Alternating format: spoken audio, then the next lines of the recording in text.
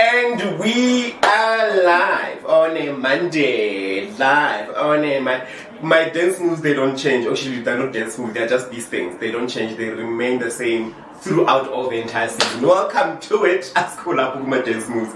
It's called Clinical Monday for Around Popping Chats, and my name is Nkosi. And welcome to it, man. Thank you so much for joining us this morning, for streaming the conversation, and actually for being part of the conversation as we gear into understanding HIV just a little bit closer and leaving you with the relevant information that you need. And today we are sharing the spotlight on antiretroviral treatment, or in short, ARVs. We want to know what are they, what do they do, what is their function, do we have types, do we have, all those different things that you need to know about ARVs. To be part of the conversation, make sure that you leave your comment on the comment section below, because we are live on Around Popping's Facebook page, and also find us on other social media platforms. On Twitter we are at @n_health, and also on YouTube it is Around Popping. www.popin.org gives you the behind the scenes, and you can check out other exciting things that we have, like gender affirming healthcare, some of the sites that we are launching, some of the activities that are happening in and around the Pop. In speaking of sites that have been launched, courtesy of Around Pop in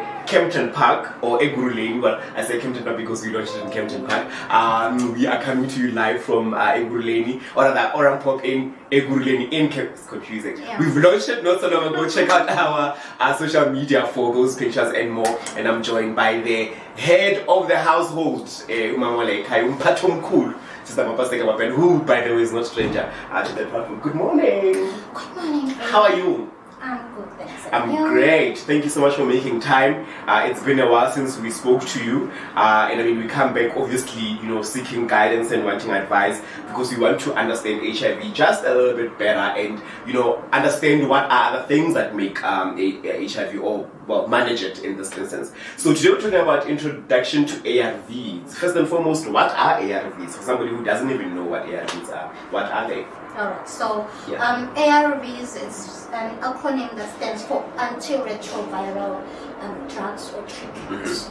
So in short, we say they are ARVs. So they're basically responsible for controlling the infection. It can be a person who's not infected, or taking it as a pre-exposure, others are taking it as a treatment, a long-term treatment, or it can be a post-prophylaxis. So if it's pre, I mean, it is part of the prevention, and also it can be the part of the managing of the virus. But how many types of ARVs are there, or do we have different variations, if that's the proper English, of this drug? Okay, so with ARVs, we've got different regimens. So basically, ARVs are designed in such a way that they suit individuals' needs. As you have said, we have pre-exposure prophylaxis, which is known as your PrEP, as well as we have the treatment, the long-term treatment. So in terms of the long-term treatment, we also have regimen 1, 2, regimen 3. So that is when now it depends on the complications as well as the side effects and the tolerance of the individual. Then that is when we play with the different regimens to ensure that we don't harm, because the aim of taking ARVs is not to harm a person further, because you already have an infection, so we don't want to damage your kidneys and so forth and so forth. So we play around with these different regimens, as well as to ensure that you are virally suppressed. So response is monitored closely as well. And then we also have post-exposure prophylaxis, the one that you take within 72 hours of exposure, to ensure that you are protected from being infected if you are not. Let's talk about, you got infected. What happens? What is the immediacy, or what is the immediate thing that gets done immediately when somebody gets diagnosed? What's the next step? What should they do? Because I can imagine, a lot of us, and I share this because I've interacted with people where I wanted to give them their self-testing kit, and they'll be like, I want to find out if I'm HIV. I'm like, but the sooner you find out, the better you know how to manage this virus. What happens? What should be the next step? Yeah. So the most important thing with treating HIV is knowledge. It's very important that healthcare workers empower clients with knowledge. So it means pre-counseling is very important, because that is when now you include everything. You don't wait for the results. Just include pre-exposure prophylaxis, everything, ensure that by the time the client gets the results, then it's just a wrapping up to say, remember initially in our pre-counseling I spoke about if you are HIV positive, then we need to put you on treatment. Then it doesn't come as a shock to the client. Then the client is able to immediately engage with you further and ask more questions. So what I can say is emphasizing adherence. After diagnosing a person, it's very important that we emphasize on adherence counseling, because we find most clients that we put on treatment and then in the middle they drop out.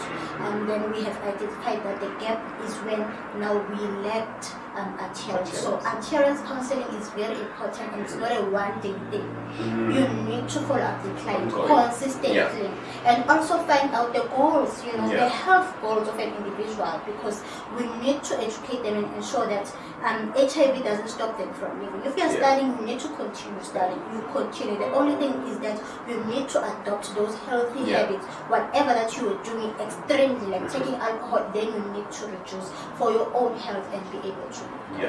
I want us to talk about finding out early, or taking treatment early versus staying on treatment or adhering to treatment. What are the benefits of testing early?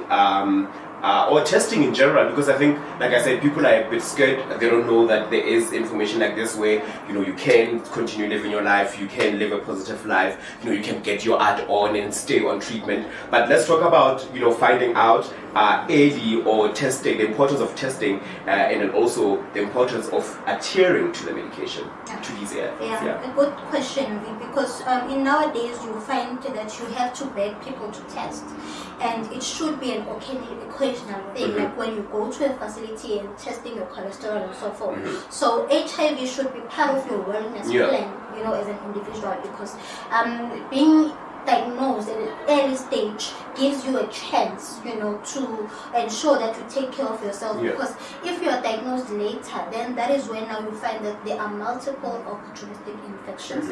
You find that your CD4 count now has gone down and the virus is high, and sometimes you find a person with complications such as meningitis and TB. So you can imagine now the pill burden on this person. You need to take treatment for HIV, for TB, opportunistic infections. So early diagnosis is very, very much recommendable.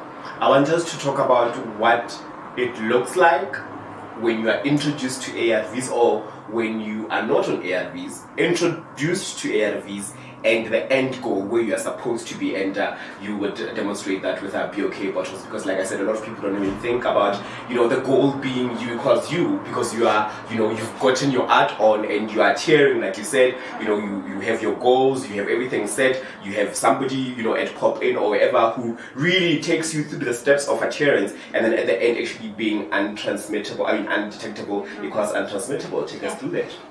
So in simple terms, for a person to understand, we use these bits. So these red bits, they represent the virus, the HIV virus. So before starting your treatment, this is how your system looks like. The virus is busy circulating all over, making you sick every now and then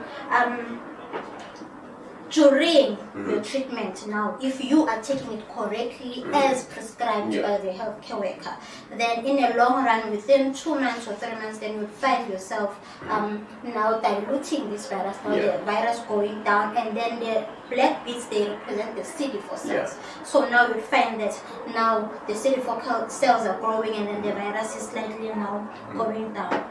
So at 6 months, we take your viral load, and then we find that the virus is undetectable, meaning now you can see there's no sign of the virus. All the bits are black. The person is healthy, meaning this person is unable to transmit the virus and can live a healthy lifestyle. But that does not mean that the virus is cured. It doesn't mean that you are cured of HIV. It just means that the virus is now manageable, it's under control, it cannot replicate. So it is quite important also to emphasize that to the people who are finding out that they're HIV positive, that yes, you will get to that stage, but it does not mean that the virus is cured. So in simple terms, I always tell them to say the virus is sleeping. Once you miss your dose, then it wakes up and then gets a chance to attack. I want us to talk about, since we're talking about introduction to ARVs, what then happens to the body? You spoke about CD4 counts and all that. if now you've introduced now the system, the body to ARVs, are taking them at 8 o'clock or at whatever time that the nurses you must take, upon the agreement or during counseling. What happens to the system? How soon does the virus then drop or stop replicating? Because there are copies there, apparently 1,000 copies less or 1,000 copies more. Take us through that. So it's very much important. We have a very good drug called Antiretroviral. Yeah. It's a very active drug. It can simply suppress your virus in 10 weeks, if you are taking it correctly. So you can take blood from that person. Yeah. So it's very important that the blood levels of the treatment must remain high, so that you prevent complications and ensuring that the virus is low, and then you give your CD4 cells a chance to go up. That is the main goal, because we need those soldiers to fight for us. And then I just want to quickly, so this is what happens when an individual misses their dose, then the level of treatment goes down, right? And we don't want that.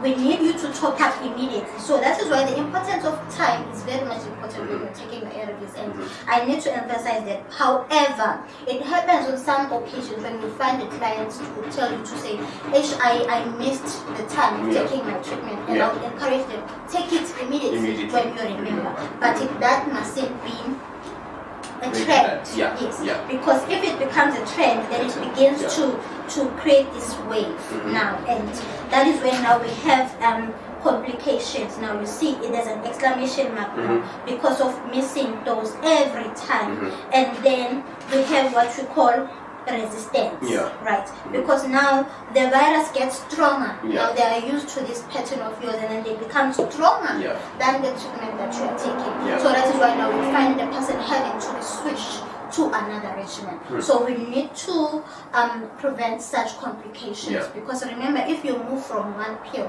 then you need to go to a number of pills. And I like how you said it in our past interviews, where you said you graduate. You're no longer on this stage, now you graduate to the next level. What are some of your questions when it comes to ARVs, man? Have you, are you on ART? Did you get your ART on? Are you, adhering to the medication as prescribed? What are some of the challenges that you are experiencing? Because in the series of this conversation, like I said, we're trying to understand HIV and just get a little bit closer to understanding how we can manage it. And because, the goal is literally to get there, to live in an HIV-free generation. I don't know if that's the current goal, but there's a goal of ending HIV by a certain year. So I hope that we are actually participating in that, and in making sure that we are taking our ARVs.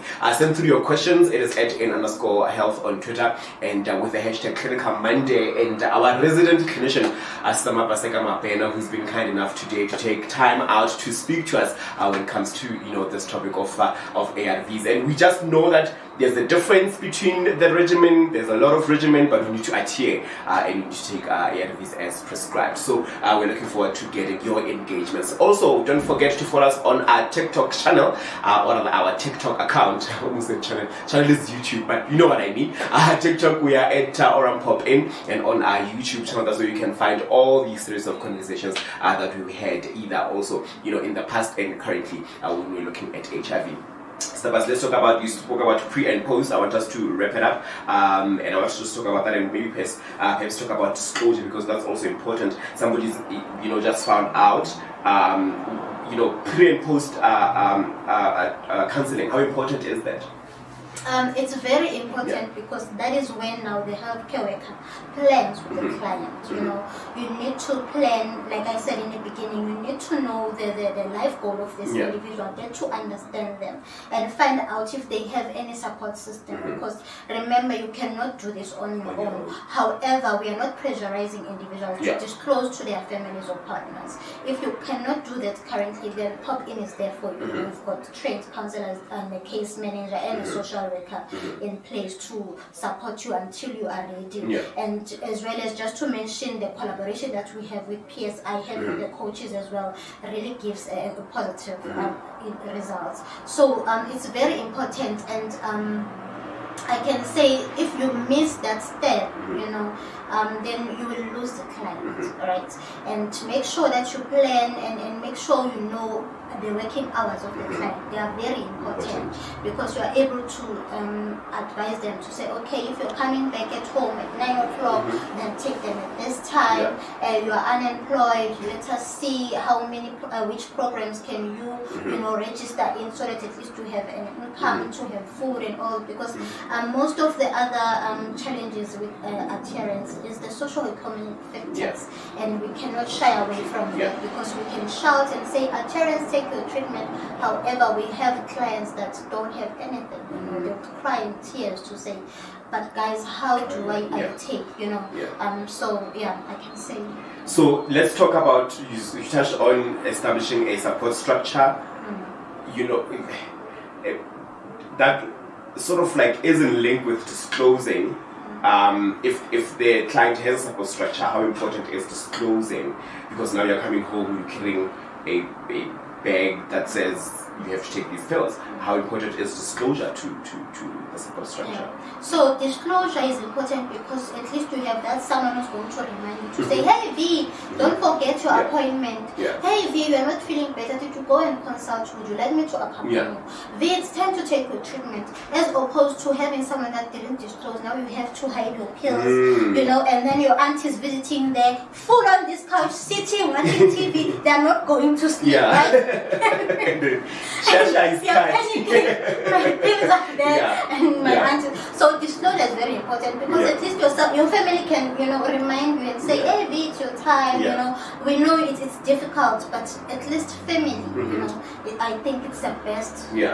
Most definitely. So while we are introduced to ARVs, when our system is introduced to ARVs and our lives are introduced to ARVs, even our family, even our friends sometimes even goes to that extent, they need to be introduced to ARVs so that we can be able to manage the virus. So at the end of the day, we just need to disclose if you have to or if you can't. Partner disclosing, I know that's a bit of a tricky one, but do you recommend that people should disclose to their partner?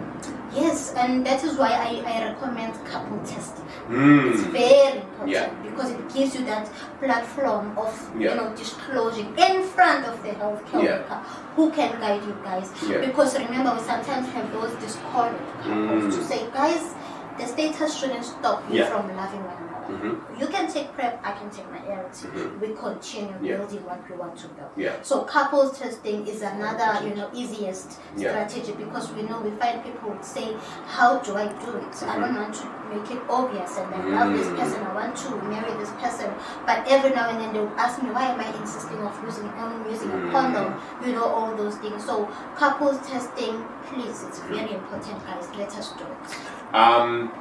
Okay, I know I said 2 last questions. Literally, this would be my 2 last questions. One,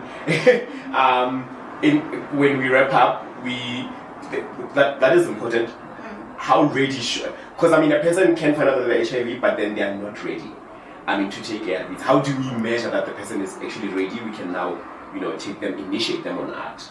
Right. So we have what we call UTT, which is Universal Testing and Treatment, which we need to make sure as healthcare workers we initiate a person within 7 days. Hence, I'm saying adherence does not end in one day. We have someone who's not ready to be initiated today. And it means it's your duty as a healthcare worker referring the matter to the case facilitator and the social worker to follow up the client consistently, but ensure that you stick to that within 7 days.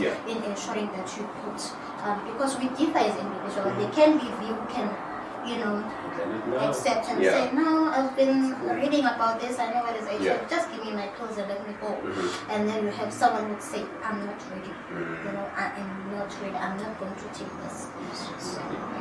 Step by step, thank you so much for your time. We'll have yet another conversation. Really appreciate it. It's a learning something every time when we come here. But make sure that you stick around for the series of conversation as we get to understand the management when it comes to HIV. and share your story with us, or share some of the challenges that you have, or what would be your comments when it comes to ARVs, side effects, how are you taking them, have you started seeing change, what is the goal for you, because individual, like what Mr. was saying, we are individuals, so we all have goals. I'm gonna see you next time on the next Clinical Monday, where we discuss yet another clinical topic with our clinicians. Until then, happy streaming, bye.